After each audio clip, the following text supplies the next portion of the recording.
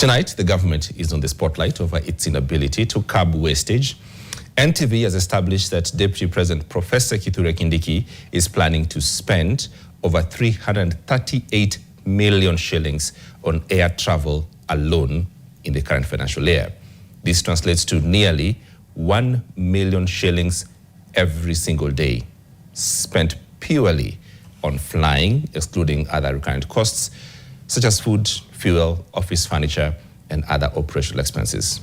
NTV's David Mudoka reports on the DP's planned expenditure for the current financial year. If there's one title the Deputy President appears determined to live up to, it is that of the President's wingman, quite literally.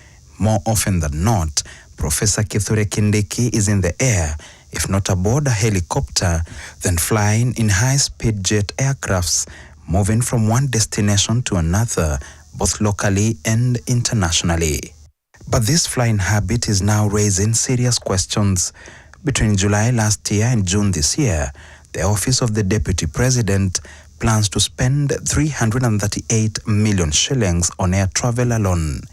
NTV has reviewed figures submitted by the Deputy President's Office to the government's electronic procurement system EGPS, which shows that out of this amount, 150.2 million shillings is allocated to helicopter services, 144.05 million shillings to commercial flights, while 44.57 million shillings has been set aside for chartered aircrafts.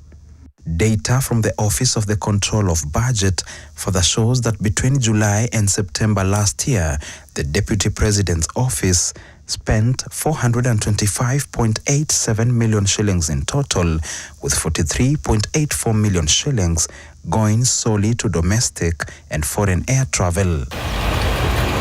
Interestingly, this first quarter appears to have been the least flight-intensive period, as payment projections seen by NTV indicate that air travel was expected to rise sharply between October and December, and again between January and March.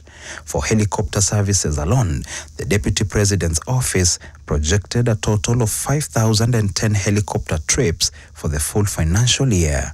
Of this, 1,002 trips were planned for the third quarter and 1,002 trips for the final quarter covering April, May and June 2026.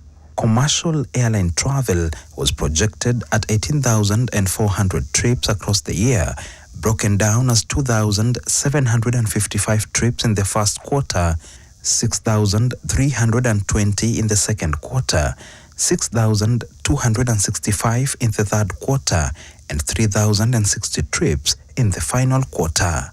In addition, the office planned 4,600 chartered flights over the same period, with 725 trips in the first quarter, 1,475 in the second, another 1,475 in the third, and 925 chartered flights in the final quarter. When broken down, the numbers paint a striking picture, with 338 million shillings over 12 months, translating to approximately 928,316 shillings spent every single day on air travel alone. On some days, the figure could be much higher, particularly when chartered jets are involved.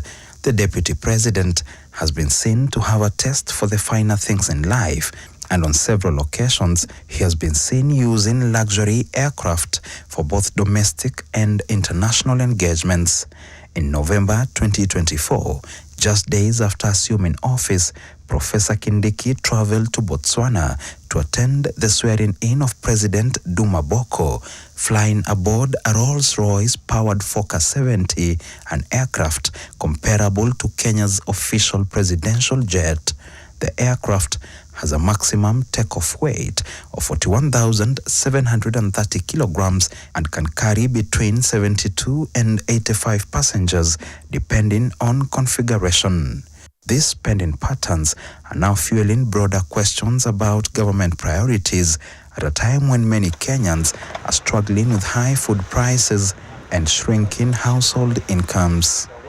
It is surprising that the government would put hard-earned taxes on non-important expenditures such as airfare, about 1 million shillings a day.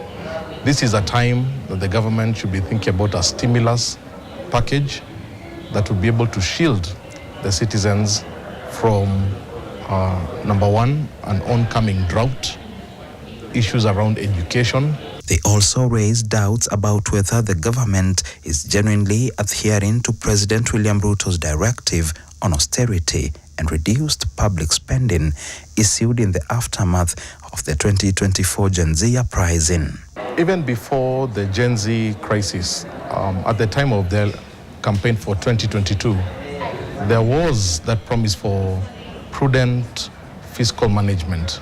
In fact, at the time, the popular phrase was, when you're in a hole, you stop digging.